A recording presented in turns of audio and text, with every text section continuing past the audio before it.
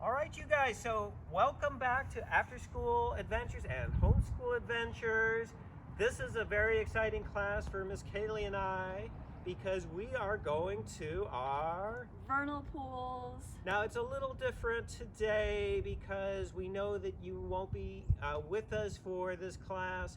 So we're going to try to talk to you not only about what we're finding in the vernal pools, but things that you can be looking for on your walk to the vernal pool today, right, Miss Kaylee? Right. We are kind of editing in week 2, our vernal pool class. We've introduced that we're going to the vernal pools. You saw me in waders. I was in waders, and we did go to the vernal pool. But Miss Kaylee and I made a decision on something we would like to add to this class. Miss Kaylee, do you want to talk about that? Sure. So what we want to add to this class is the option for you guys to possibly use journals. So journals are something that we like to use out here in the Discovery Zone for different classes because it can be really interesting to write and draw things that you guys are seeing out here to help you remember them and show your parents and your friends. So we are going to give you guys the option to take one of these small journal notebooks. Are we going to leave them? Well, the parents will let us know when they're coming, and we can arrange a pickup place and time before you come for lesson 2. And again, this is an option. We know that some of our kids love journals. Yeah. Definitely some of the kids in all of our classes love them, and some kids don't. So parents, don't push them. If they don't want to use it, it's okay. Yeah, so we'll just give you guys a couple of ideas. So when you go out to the vernal pool, if you choose to bring a journal, we'd encourage you to bring them. And as you're watching our video and looking at the vernal pool yourself, you can draw things that you might find interesting. Some things that might be cool to draw is maybe the differences that you see between the two vernal pools. You could draw what the tadpoles look like now, especially if you plan on visiting later in the year, they might look different then. So just things that you notice and things like that. And remember, you guys, you're scientists in these classes, you're not artists. So a lot of our kids, Miss Kaylee, you know, they're still in kindergarten, first grade, they may not be comfortable or able to write. You can draw, everyone can draw, you don't, but what you draw, no one is gonna look at it and laugh at. Right. You're not an artist, you're a scientist. So what I would suggest before you walk in, if you're writing, you can describe the time of year or the type of weather, the time of year you're visiting, and that way when you come later in the spring, you can do the same thing and see if there's any changes in what you're gonna see in the vernal pools. Yeah. Also, you can draw, we're gonna talk a lot about how different the vernal pools, we're gonna visit 2 vernal pools in a moment. You're gonna see how different they are. You can draw a really good picture, I think, of that. And Miss Kaylee, if they see some cool leaves on the ground, what could they do with that? Yeah, so we're a really big fan of taping things into our journals as well. So if you aren't a big fan of writing and drawing, you could also bring along some clear tape, and if you see a leaf or a flower or something that you like, you can tape it into the journal. Just make sure that the tape is covering all of the object so that it stays fresh. And whenever you're using the journals in our classes, the main thing is that you write what interests you and things that you might want to tell maybe your best friend, or your mom or dad if they're not on the walk with you, or your grandma or grandpa, things that you think are really cool. That's what's important for you. That's what you should put in your journal. Yeah, this is a journal that's just for fun, and it can be really cool to look back at. So. All right, so we expect you to have fun with your journals, draw with them if you don't write anything you want in there if you do write, and have fun with them. All right, so we're gonna take a little walk out there and discuss what a vernal pool is. What is a vernal pool, Miss Taylor? So a vernal pool is a little bit like a pond.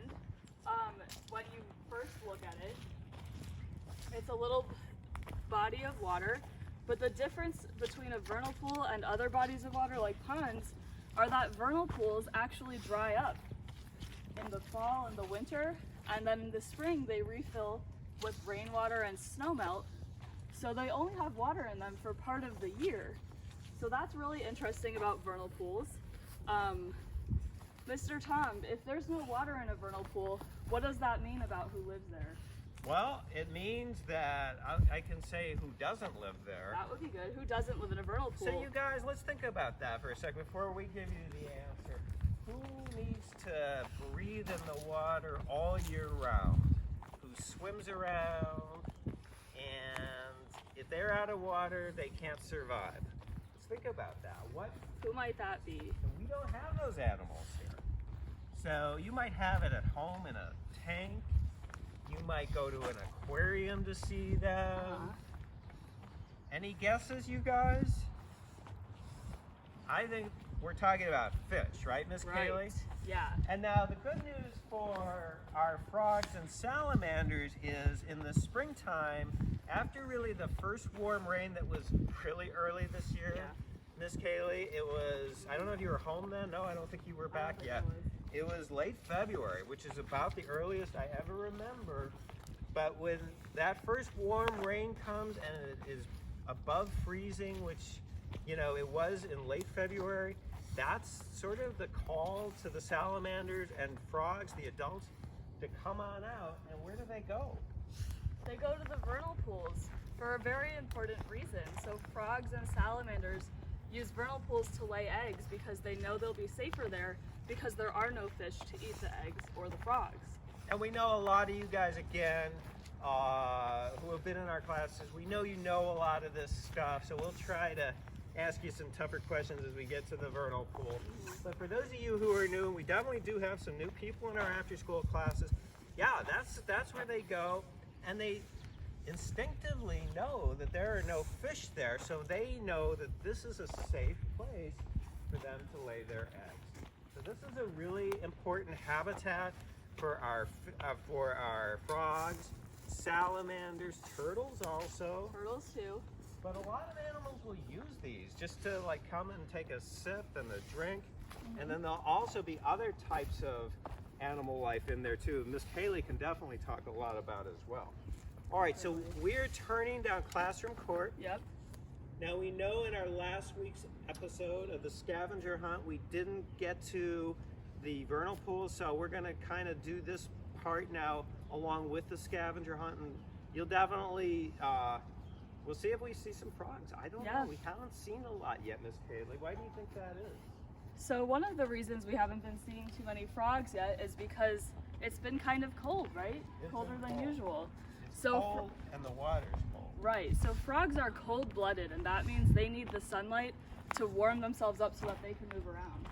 Okay, It's a much warmer day today, so we'll see. We're walking down Classroom Court, you guys. Lots of roots here, so we want you to be really careful when you walk down here. All right, guys, so we are now at our vernal pool. Aaron, if you could take a shot of this vernal pool. We call this a man-made vernal pool. Why would we call it a man-made vernal pool? Well, we call it a man-made vernal pool because it was made by people. So you might remember in our scavenger hunt that we talked about the people who live here before we do, and one of those groups of people was the farmers. And so farmers actually would have dug this vernal pool out originally so that their livestock, like cows, would have had a place to drink. And we know that because if you look along the sides... Let them look around. Okay. Miss Aaron, I want you to pan around here and look around. Like, where am I standing right now? Where am I, like, standing? On what? Now, does this, what I'm standing on, look natural? There's a bunch of them here. Okay, now you can say it, Miss Kaylee. Okay, so the rocks around the side of the vernal pool, like the one Mr. Tom is standing on, as he said, they don't look natural. So that means that people probably put them there, maybe when they were building their stone walls, in order to make the shape of this little vernal pool. Absolutely. So this was used, we talked a lot about this in week 1. Remember, you guys, we talked about who used to use this land. This was a farm. So back in the days when this was a farm, they had cows, and this is where the cows would come to cool off and get a drink of water. Now, Miss Kaylee, let's think about it. Even though we don't have cows, we have some big animals that might come through here. We know we're going to talk about we did talk about how frogs and salamanders use this vernal pool, but who else might come through here just to take a sip of water periodically? Let's see, and I want you guys to think about this too, because you might be able to come up with animals other than we do. What kind of wildlife do you guys think might come here? What do you think? How about a deer? Do you think a deer would come in here to take a sip of water? I think so. Who else might? Any thoughts, Miss Kaylee? Well, I think that bats might use this. Bats come swooping down here, yeah, pretty soon. I don't know if they're out yet, but they'll be here soon. Yeah, so all kinds of animals. This is probably a very busy place at night. A lot of animals come out at night. Do you guys remember what that's called? When an animal sleeps during the day and comes out at night? Because I think that's when they come here most, probably, when no one's around. And that is known as? A nocturnal animal. Nocturnal. All right, so now you guys, we're at the vernal pool. Before we do anything else, I want to point out we have a couple of boards on the ground. For those of you who are not familiar, these are cover boards. Do we want to come to the cover board and jump up on top of it, Miss Kaylee? No. No, that would not be a good idea. These are placed down here, and we have seen it's primarily for salamanders who might want to be hanging out under here, but also some frogs might be under here periodically. Definitely some insects. We started lifting these more and more now, and we don't see as much because really when you think about it, if some big giant came to your house and lifted the roof off 3 or 4 times a day, you'd probably move. And that's what happened here. But we actually, and Miss Erin, if you could also get a picture of the spotted salamander on our interpretive sign. Earlier this spring, we saw a nice spotted salamander under here for a couple of days. So here we got a little wormy. Now who likes to use this vernal pool might want to eat that wormy? What do you guys think? Think about that. Who do we say lays eggs here? Frogs and salamanders, right? All eat worms. Who might eat those frogs and salamanders, Miss Kaylee? Who might eat the frogs and salamanders? Yeah, who also likes to fly around here. Oh, I didn't think you were thinking of owls, Mr. Tom. So owls are another animal that definitely would come to the vernal pool to try and prey on frogs, and also probably use it to drink. We do have owls here. Also, they'll eat the wormies and slugs. So owls will eat all kinds of things. So now, guys, we're looking at this vernal pool, and what did Miss Kaylee talk about before? Will this water look like this all year round? No. The water levels will change here. This will actually, depending on the type of spring and summer we have, if we don't get any much more rain between now and summer, what will this vernal pool look like, Miss Kaylee? It'll start to dry up, so it'll be much less full of water. Yeah, we've actually had late summers in August and even September. Sometimes when we had a drought, so there was no rain. One summer, there was literally no water in here, or maybe just a puddle. So that actually, though, is a good thing for our frogs and salamanders. Why again, Miss Kaylee? Because there can't be any fish who live here.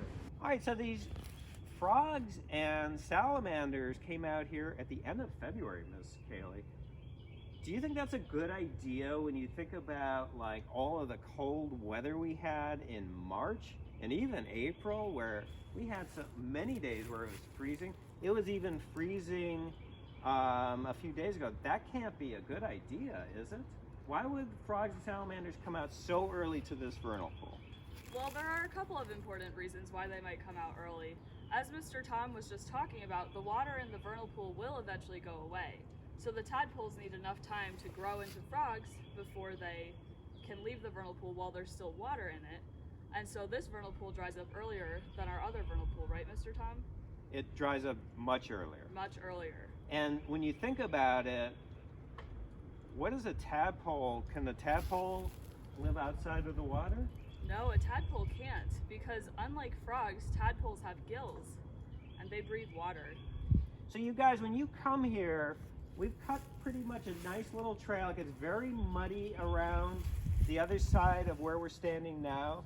But as long as you got some good muddy, shoes that can get muddy, and if you come on a sunny day, you can see a lot of activity. Now, Miss Kaylee and I saw a large salamander nymph just now.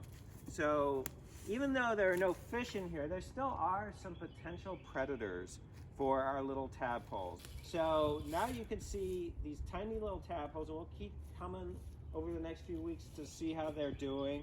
But we saw a big salamander nymph. Is a nymph an actual salamander yet, Miss Kaylee?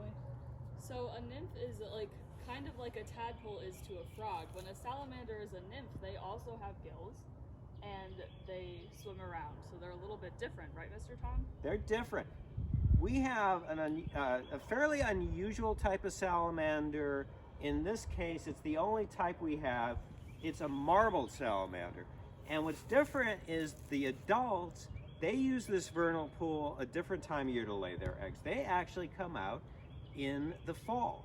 So they will find an area where there's still a little bit of water near the rocks, and they'll lay their eggs usually in late September or October.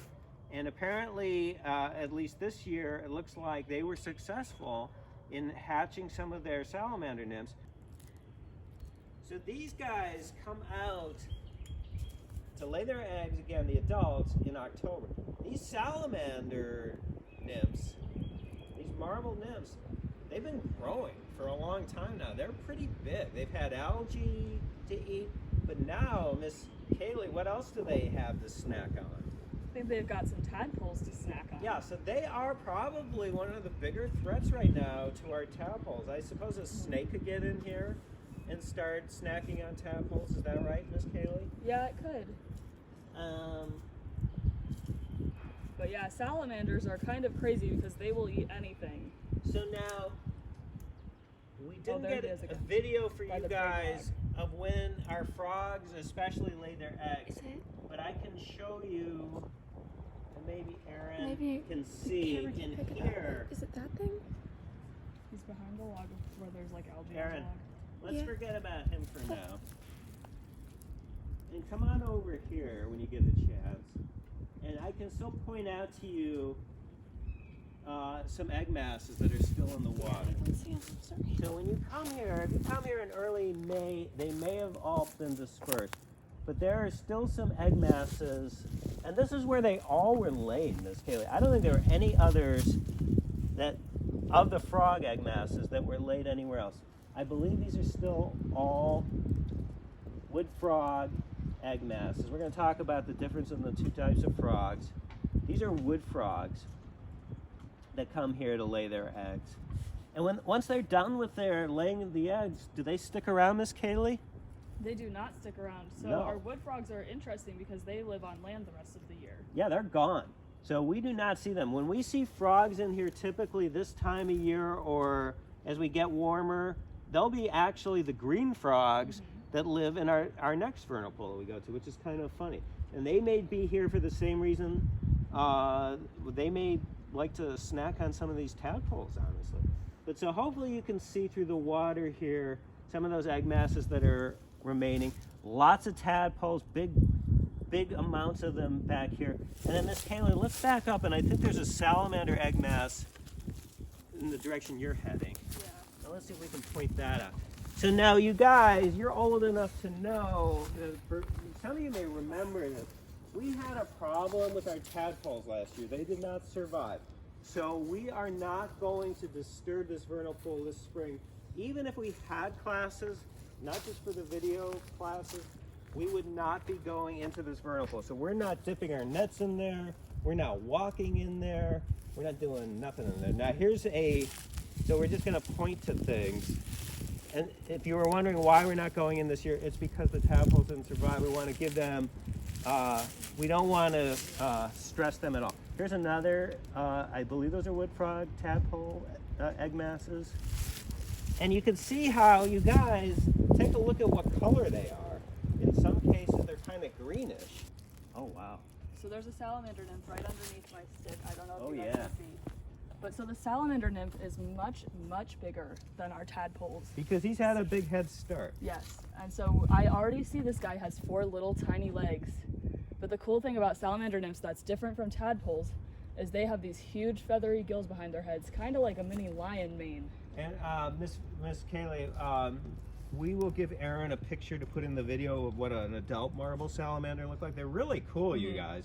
And we're kind of like known around this part of Connecticut for our marble salamanders. We've had a lot of scientists that are really interested in coming here because a lot of places don't have marble salamanders. Okay, so we looked at the wood frog egg masses over there, and now we want to point out right underneath this stick, there's a really bright green egg mass right here, and this one's a salamander egg mass.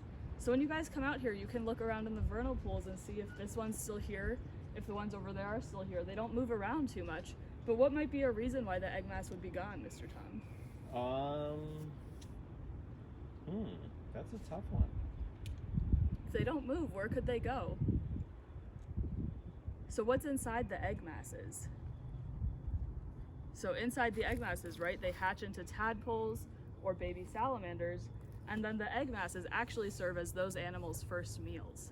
So if you don't see an egg mass anymore, it probably means that those tadpoles or salamanders hatched, and then they ate their egg mass. Okay, so now, excuse me, but why do they hatch like these green egg masses, Miss Kaylee? Good Are they question. really green when they come out? We were just about to talk about that. Yeah, before. so the reason why these egg masses are green is not because of the color of the tadpoles, but because when the wood frogs and salamanders lay their eggs, they incorporate some algae into the egg masses. And that way, the tadpoles that hatch out can have a little bit of a first meal, because what do tadpoles eat? If you guys have been here before, you might remember that tadpoles eat algae. Well, and excuse me, Kaylee, but Erin should come over here. She hasn't already. There's a huge crop of algae over here, and there's a huge crop of salamanders. I'm sorry, tadpoles, wood frog tadpoles, and they're clearly having lunch right now. Definitely. Do you see that, you guys? So when you come here, look around. We have a huge cluster right now of tadpoles. I wish they kind of would like go somewhere a little deeper. I know. But we have a big clump right where Miss Kaylee is standing right over there. She can maybe point to it. So, And then they're pretty widely dispersed. And I don't think we've lost any. here's all of our tadpoles. So what might, when you guys come, take a look and see if they're still clustered here like this. And I want you guys to think about why they might be clustered here like this. There's some more algae. We started to talk about how they laid all their eggs initially over there, and we talked about why the frogs come out so early because they. Oh, what was that? Folks, I don't know what that was. That almost looked like. That looked like a wood frog. A wood frog? Yeah. So there's a wood frog here. This is a good spot. If you guys come out and you've got boots on, you want to try to catch a frog. Miss Kaylee, how do we catch a frog? So when we catch a frog, We're jumping around a lot, but frogs are really, really smart and really fast. So the best way to catch a frog is to approach it from the back, because if you come at him from the front or the side, he'll see you and they'll hop away at the last second. definitely a wood frog. Cool. So Mr. Tom sees a wood frog, and if you want to bring your scavenger hunt card out again and keep checking things off, we can check frog off on our scavenger hunt card. Guys, no hands in the water though. If you see a frog on a rock or on the leaves, fine. But we don't want to put our hands in the water. I'm not going to do it. Right. You're not going to do it. We're going to be really extra careful with our tadpoles this year because we want them to turn into frogs. So we were talking about that area. I wonder, is that area maybe a little harder to freeze? Do you think down there? Maybe. When you guys come here, look at this vernal pool and try to figure out which is the deeper end and which is the more shallow end. And would it make sense for the frogs to lay their eggs in the deeper end or the more shallow end if freezing might be a problem? What do you guys think? Which would freeze first? Think about that when you come out here. And parents, you can help them if they're struggling with that answer. But we see the tadpoles primarily here right now, but they all laid their eggs down there. And you'll be able to tell which is the deeper and the shallower area. So the frogs have figured this out pretty good, and even the salamanders left their eggs down on that end. And so, but if you do come out here, especially when it starts to, we start to get a sustained warming weather, we'll see more frogs hanging out here, and this is a good spot to find them. Maybe over opposite of where I am. Sometimes they'll be hanging out on the rocks. So Miss Kaylee, I have another question, then maybe we can move to the next vernal pool and I'll go in there and dip net a little bit. Why are there so many tadpoles? Are these all gonna turn into frogs, do you think? I think that a lot of them will turn into frogs, but not all of them. And I want you guys to think about some reasons why that might be. We see a lot of tadpoles right now, but what might be some things that stop them from turning into frogs? Think back to what we said about the salamanders. So there's salamanders who, like Mr. Tom said, do like to eat these little tadpoles. But there are also other animals in here that like to eat tadpoles as well. I see some bugs. So when you guys come out here, look also for big water beetles and other types of bugs that might live in the vernal pool, because those bugs also really like to eat tadpoles. Yeah, and they're probably not, and correct me if I'm wrong, but they're probably not out as much just yet, right? Because it's still cold. And Probably not. Yeah, they'll probably get more active in the coming weeks. So when you guys come out here, you're going to see some things that we're not seeing just right now. You'll probably see more aquatic insects, and you'll see, hopefully we'll see these little tadpoles starting to grow, and we'll be out here at least one more time.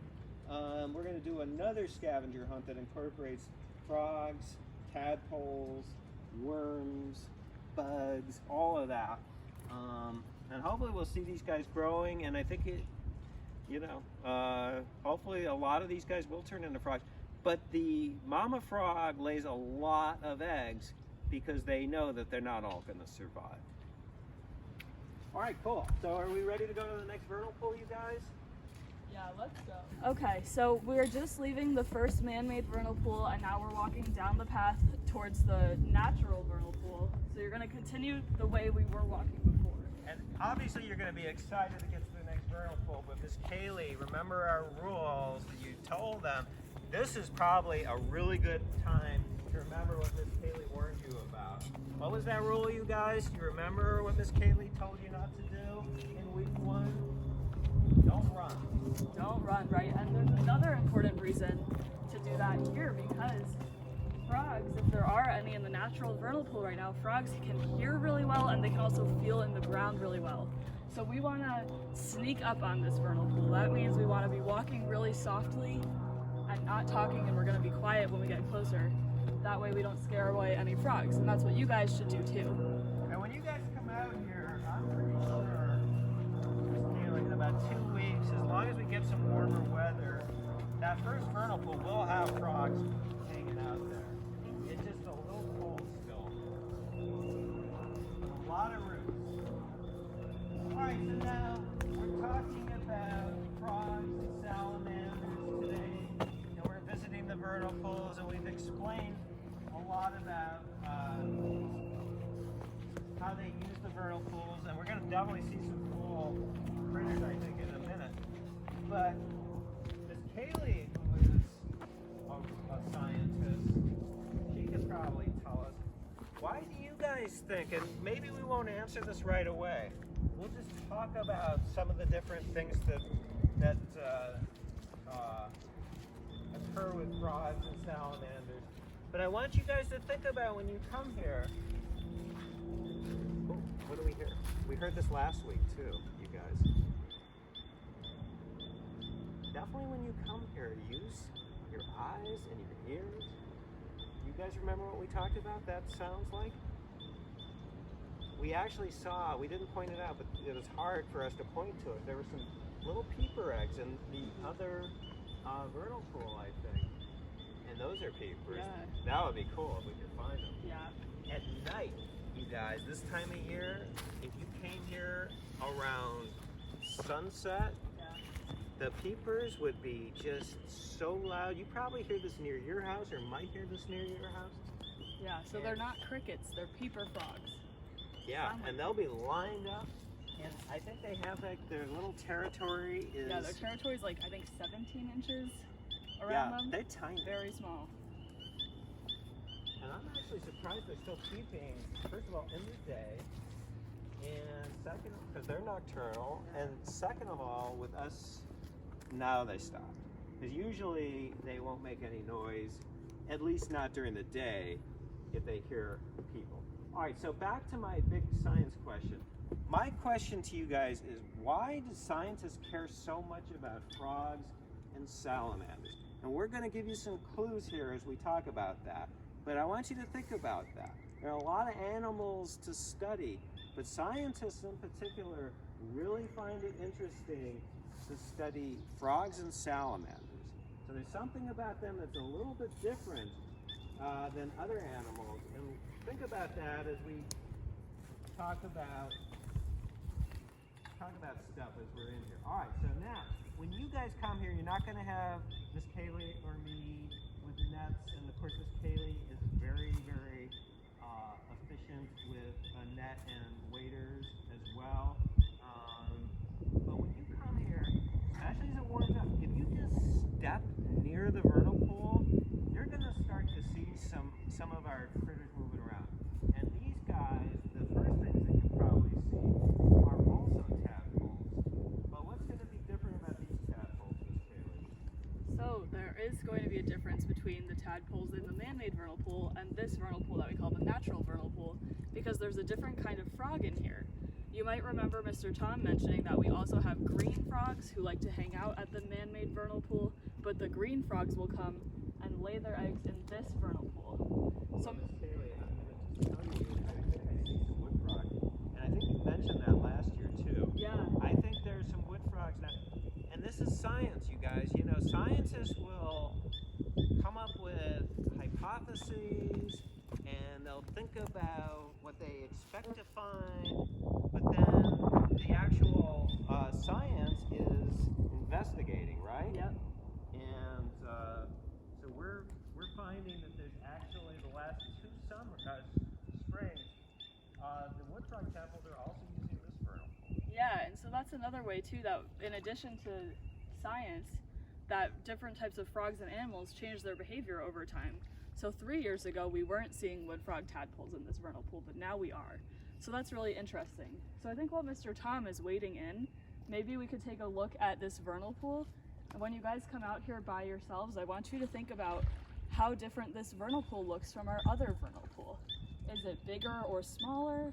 You guys looked at the water depth in the last one. Is this one deeper or shallower? You can kind of tell how deep it is because Mr. Tom is standing up to his knees. Yeah, I just saw a guy. Oh, here's one. What'd you get? So this is not a big, but certainly bigger than what we saw before. Oops, I got a little Okay. muddy in there, but And so this is a green frog tadpole for sure. But we'll get some bigger ones down there. Guys, when you come here, I think going around over the bridge, just be careful when you walk. That's generally where we find more of them. yeah. So that's where I would. Oh, I see an aquatic newt, you guys. And so you guys, very important. Here Mr. Tom is going in the water, but when you guys come here, we want you guys to stay out of the water too. Yeah, we don't want you traipsing in here. Yeah. Although this is a very healthy. I just missed that aquatic newt, and I'm not worried because there's a lot.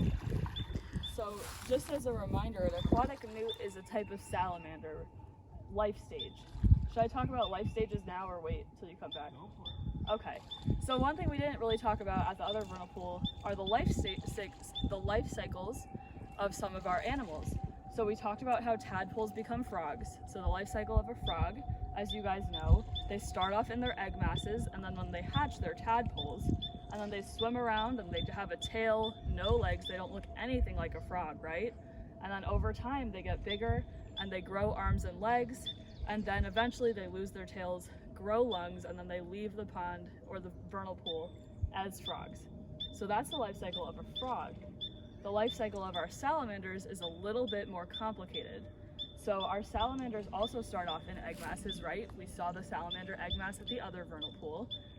In this vernal pool, we also have red-effed salamanders. And so those salamanders hatch and they look a little bit like tadpoles. No arms and legs, they're just swimming around with their gills. And then they grow into what look like really little salamanders where they have arms and legs. And those are called salamander nymphs. And then our salamanders leave the vernal pool and they're bright orange, and you can see them sometimes underneath logs. They're on different signs, but those are actually teenager salamanders. They're bright orange in the woods, and then when they turn into adults, they come back to the vernal pool and they live in the water.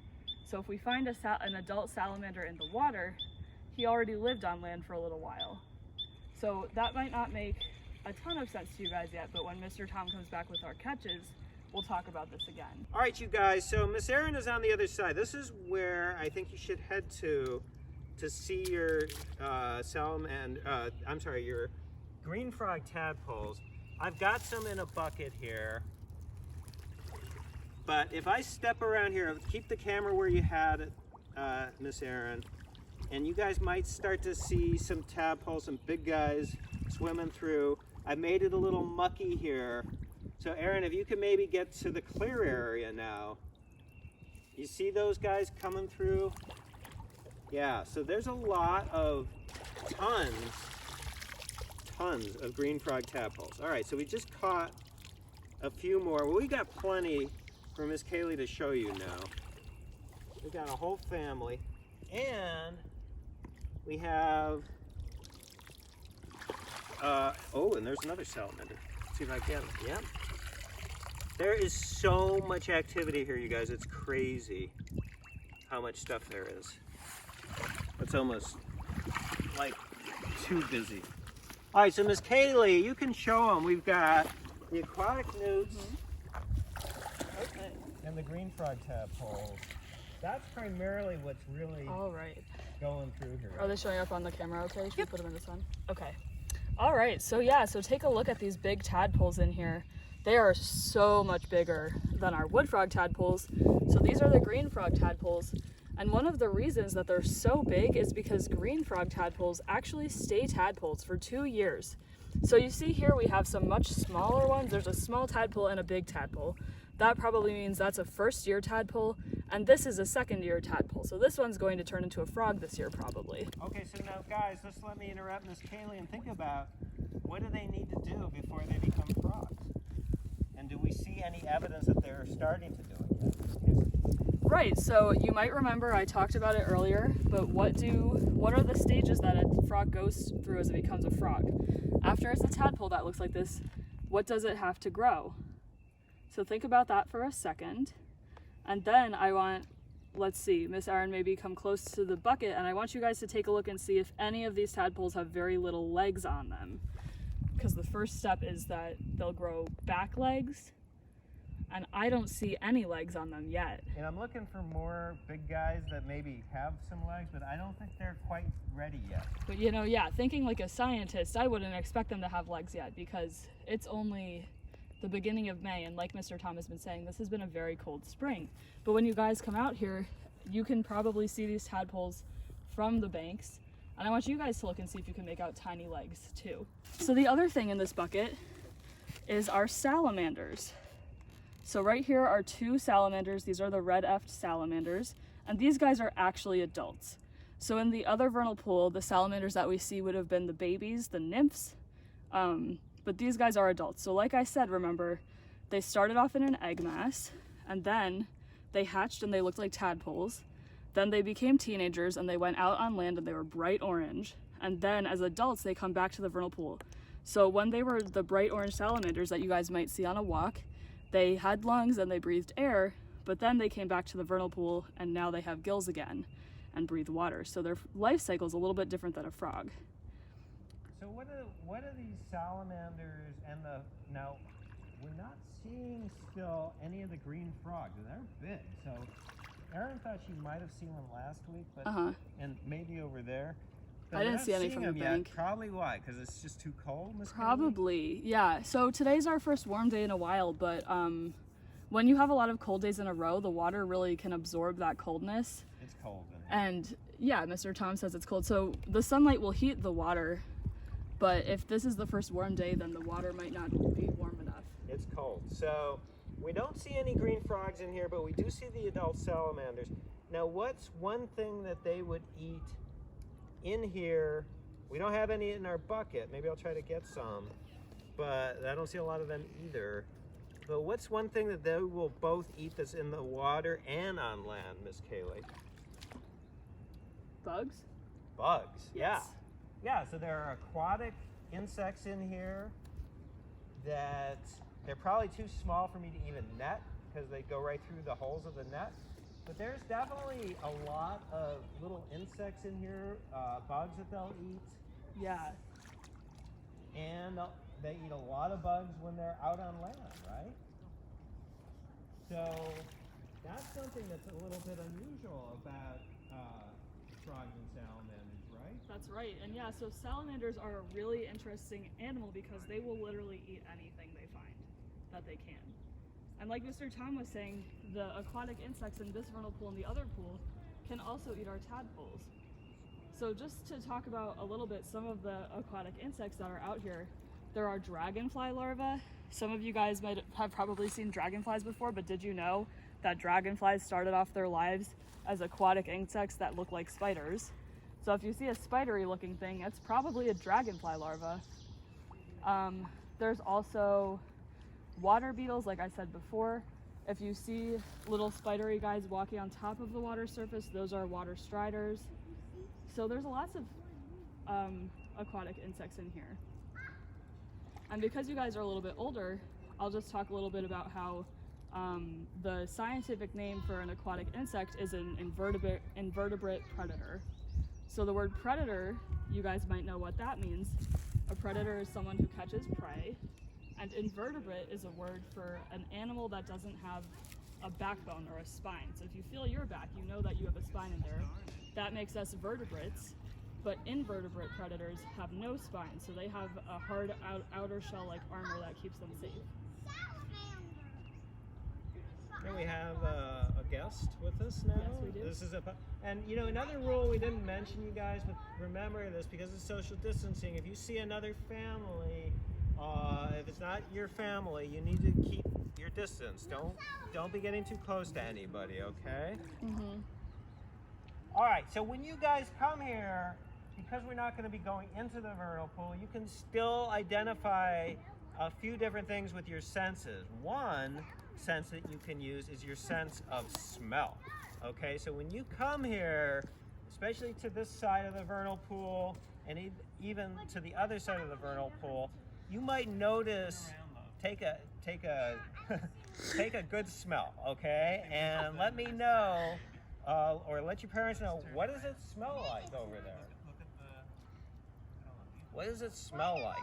Does it smell like fresh water or not so fresh water? What do you guys think? It smells kind of like a vernal pool is supposed to smell, Miss Kaylee. And how would you describe that in general? How the smell is? Yeah. Maybe a little bit like rotten eggs. Yeah, kind of smelly, right? It's Yeah. a little smelly, but that's a good thing. Mm-hmm. That's actually meaning that a lot of the leaves are decaying. Yeah. We talked last week about the rotten, decomposing log, right? Decomposition's also going on in the bottom of this vernal pool. So that's a really important step because the decomposing logs and leaves in the water make a good food source for the stuff that lives in here. All right, so now, Aaron, if you come back on over toward where I am, another thing you can be looking for is, what did we talk about that the tadpoles like to eat in both vernal pools? Algae, right? And so there's a pretty good crop of it here. Unfortunately, since we're not together, I can't net this for you and let you feel it. Oh, there's a peeper right here somewhere. You guys probably heard that. Just he's like right over here.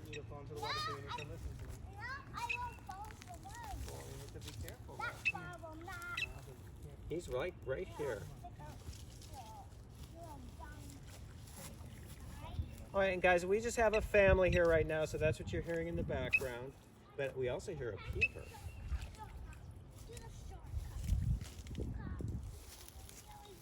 Now, if we can find that peeper, that would be worth the price of admission. So again, use your ears when you're out here. When you come out here, if you come out here later in, ooh. Where is he? I would love to catch him for you guys. So peepers are tiny. They're maybe the size of your fingernail. They're very, very small. But he's right there. Gosh, he's right here. I don't want to scare him. I see another salamander.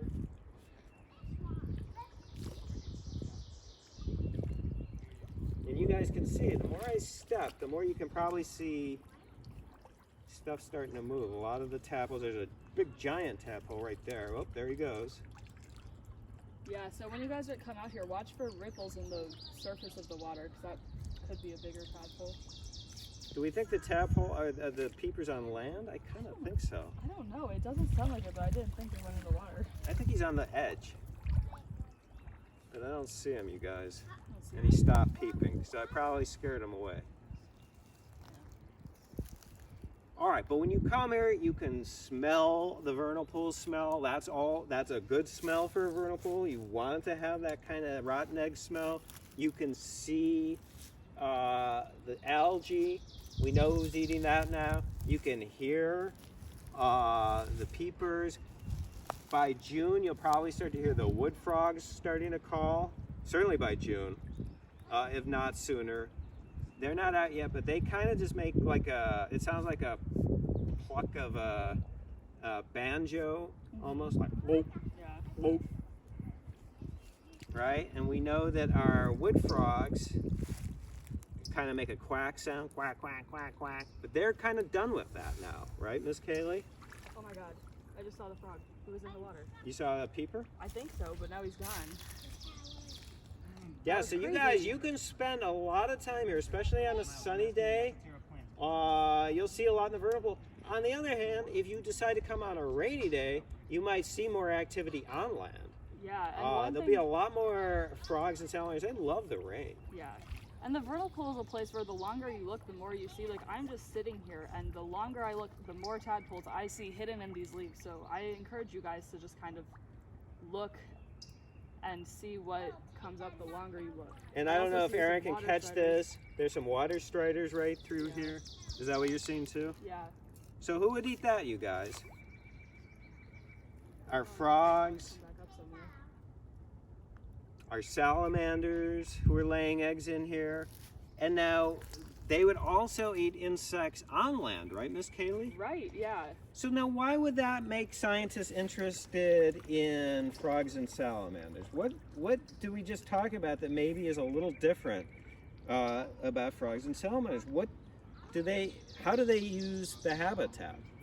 So frogs and salamanders are really important organisms for scientists, especially like me as a scientist. I study bodies of water, and frogs and salamanders spend time both on land and in the water. So now before we, explain that a little more, why do you think that's important to scientists, you guys? Do you think all other animals use both the land and the water to live in and eat out of? I don't think so, right? Not in the same way.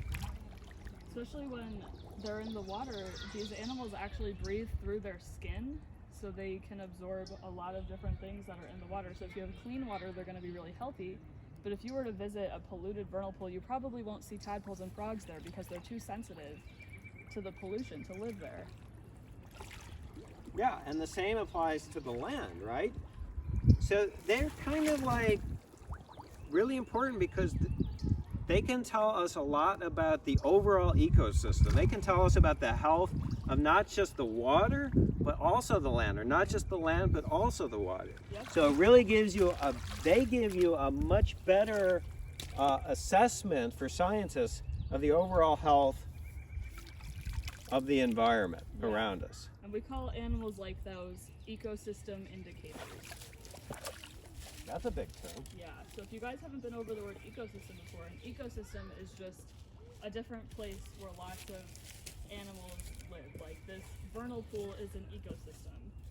And remember, in nature, everything is connected. So We have the food chain where the tadpoles are eating the algae and the salamanders are eating the tadpoles, and that's really important. And then an indicator is something like if you're in a car and you have a light flashing that there's something wrong with your car, that's called an indicator light.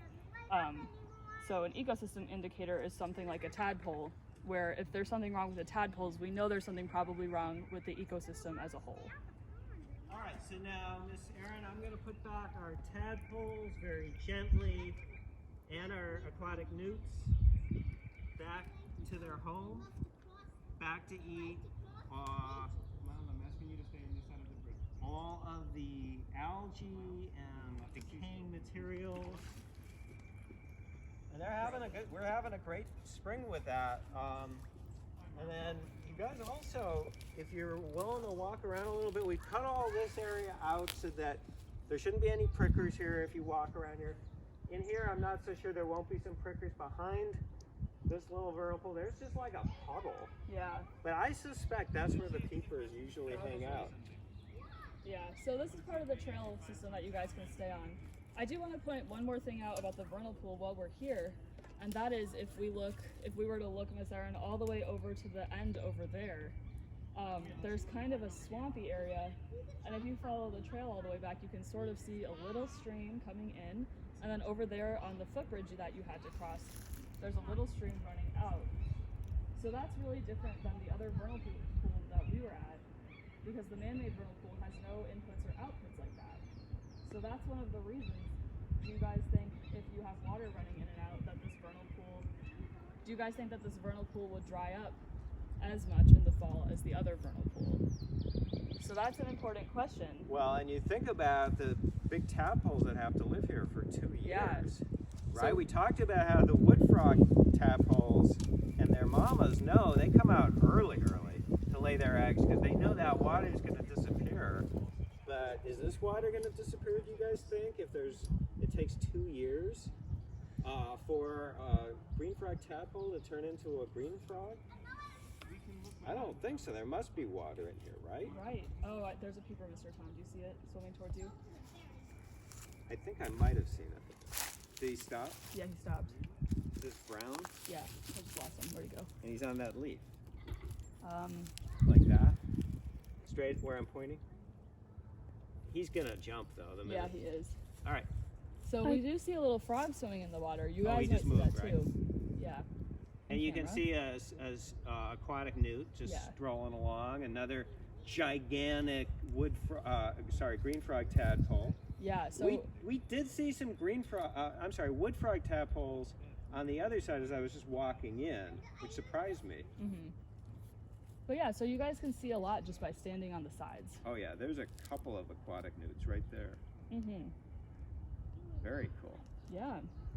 Yeah, so these guys this will hold water year round. Yeah. Only a little bit of water. We still call this a vernal pool, even though it doesn't dry up all the way, because by the time the fall rolls around, most of the water's gone. But there's enough water for the the green frog tadpoles to survive throughout the winter. But do we think the green frogs are out here mating right now? I don't think so, because what would we would hear them, right? Yes. And we're not hearing them. We're hearing the peepers, but we're not hearing the green frogs. Yeah, and if you guys come out later in the season, look for egg masses in here too, because that would be a sign that our green frogs have started to mate. All right, you guys, so that is the end of our vernal pool class.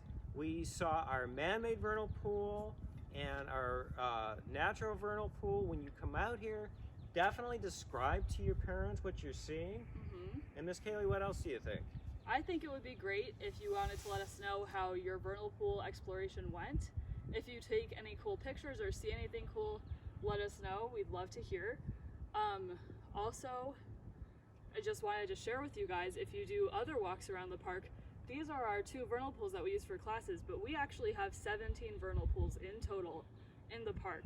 So now that you guys know what to look for, little bodies of water, go ahead and see if you can find any more in our future classes or when you're going on walks with your parents. Well, we definitely hide those to protect our wildlife here. But yeah, definitely. And remember what we talked about. We saw today that's the cool thing about spring and science. You may see something totally different when you come out here. So yeah, let us know what you see when you come out here. Absolutely. And we hope you have a great time.